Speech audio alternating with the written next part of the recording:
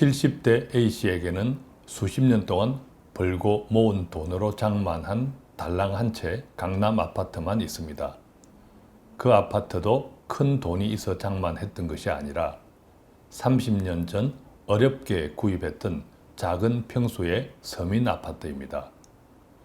그런데 강남이 엄청 발전하면서 A씨가 거주하고 있던 아파트도 10억 원대로 뛰어 올랐습니다.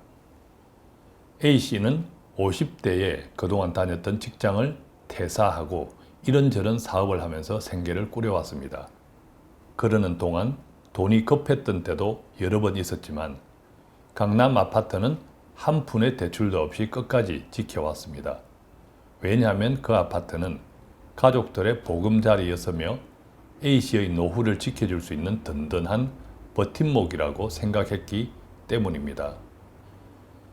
A씨에게는 2명의 아들이 있었는데 2명 모두 취업을 하고 결혼을 했습니다. 이제 A씨에게 남은 일은 오랫동안 고생했던 아내와 함께 편안한 노후를 즐기는 것 뿐이었습니다. 그런데 문제가 생겼습니다. 몇 년 전 큰 아들이 사업을 하기 위해 다니던 직장을 그만두었는데 A씨의 불행은 그때부터 시작되었습니다. 맞벌이를 하고 있었던 아들 내외는 당장 큰 어려움은 없었습니다. 그러나 시간이 지나면서 아들의 사업이 생각대로 되지 않는 일이 많아졌고 마침내 A씨에게 손을 내밀었습니다. 상황을 알고 보니 사업 경험이 없었던 아들이 자신감에만 의존해서 이것저것 무리하게 일을 벌여놓고 마침내 수습이 곤란한 상황에까지 이르러 있었습니다. 물론 A씨에게도 달랑 강남 아파트 한 채 외에 아들을 도와줄 수 있는 여력이 없었지만 파산 직전에 놓인 아들 내외의 상황을 외면할 수도 없었습니다. 그래서 A씨는 생전 처음으로 자신의 아파트를 담보로 2억 원의 대출을 받아 아들에게 건네주었습니다. 물론 대출 이자는 아들이 갚는 조건이었으며 대출 원금도 3년 내에 상환할 수 있다고 호언장담했습니다. 그 이후 한동안 잠잠하던 아들이 다시 A씨에게 손을 내밀었습니다. 목 좋은 곳에 식당을 하면 잘 될 것 같은 가게가 나왔는데 돈이 부족하니 한 번만 더 도와달라고 말했습니다. 이번에도 잘못되면 안 된다는 생각에서 A씨도 그 가게를 답사해 보았는데 아들이 말한 것처럼 상권도 좋고 식당 하면 잘 될 것 같았습니다. 그래서 A씨는 또다시 3억 원의 추가 대출을 받았습니다. 물론 이번에도 아들은 대출 이자는 물론 원금 상환까지 자신 있게 약속했습니다. 그것이 2020년 1월의 일이었습니다. 실제로 개업 후 한 달 동안은 정말 장사가 잘 되었습니다. 대출 상환은 물론 아들의 사업도 A씨 부부의 노후도 아무런 문제가 없을 것 같았습니다. 그런데 전혀 예상치 못했던 곳에서 문제가 생겼습니다. 코로나 때문입니다. 그때부터 몇 달 동안은 정말 악몽이었습니다. 대출이자도 갚지 못하게 된 아들 때문에 A씨의 빚은 기하급수적으로 불어났습니다. 주택담보대출도 한도가 있기 때문에 추가 대출이 곤란했던 A씨는 마침내 마지막 남은 노후 자산인 아파트를 팔고 다세대 주택에서 전세로 살고 있습니다. 지금 현재 아들의 식당도 개점 휴업 상태입니다. 식당을 내어놓았지만 규모가 커서 보러 오는 사람조차 없습니다. 답답한 A씨가 속이 까맣게 타들어가는 심정으로 돈 파는 가게 상담실에 문을 두드렸습니다. 만약 당신이 A씨라면 어떻게 했을까요? 또한 앞으로 A씨는 어떻게 하면 좋을까요? 우리 주변에는 A씨와 같은 일이 흔치 않습니다. 왜냐하면 갈수록 경제가 어려워지면서 다 큰 자녀들의 직장이나 사업 역시 더욱 불확실해지고 있기 때문입니다. 그렇다고 A씨의 다 큰 아들이 불성실하다거나 과소비를 했던 것도 아니었습니다. 직장인으로서 앞으로의 미래가 불확실하기 때문에 조금이라도 젊었을 때 자신이 좋아하는 분야에서 사업을 통해 미래를 준비하고 싶었기 때문이었지요. 그렇다고 A씨가 잘못했다고 말할 수도 없습니다. 다 큰 자녀가 파산에 이르렀는데 나는 모르겠다 하면서 등 돌릴 부모는 많지 않기 때문입니다. 다만 갈수록 어려워지는 경제 환경에서 특히 부모와 다 큰 자녀 사이의 재정에 관한 분명한 원칙과 기준은 필요합니다. 그것이 부모와 자녀를 더 큰 고통에 빠뜨리지 않는 지혜이기도 합니다.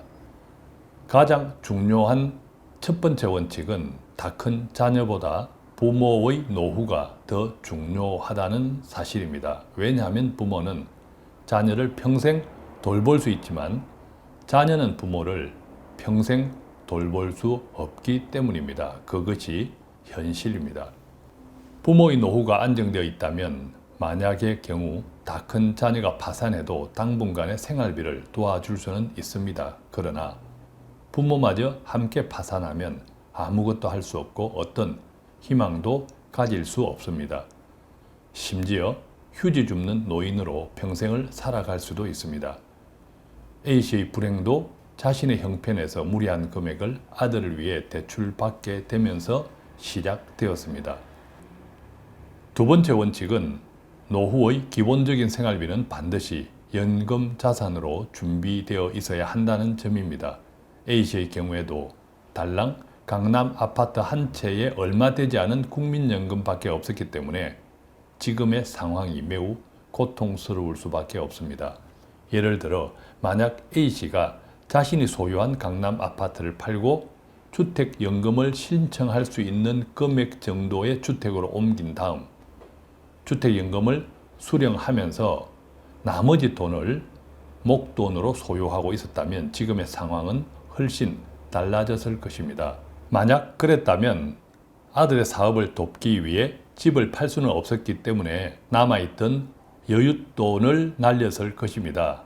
그 결과 당장의 노후는 큰 걱정이 없을 것이고 파산에 이른 아들 내외의 생활비도 조금이나마 도울 수도 있었을 겁니다. 그래서 노후에는 부동산이든 금융자산이든 목돈만 있으면 매우 위험합니다.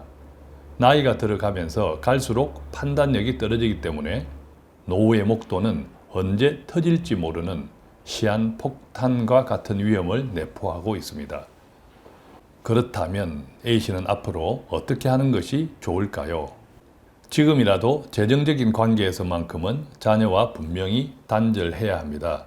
안타깝지만 아들이 신용불량 등 파산에 이르더라도 더 이상은 도와주지 말아야 합니다.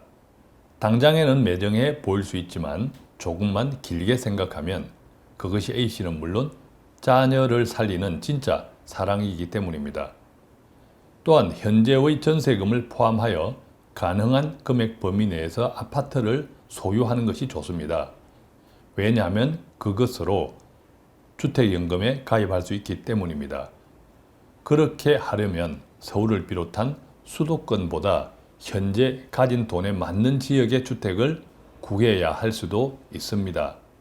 즉 A씨에게는 지금이라도 최소한의 연금 자산을 만드는 것이 매우 중요하고 현실적으로 많은 방법 가운데 주택연금이 가장 유리합니다.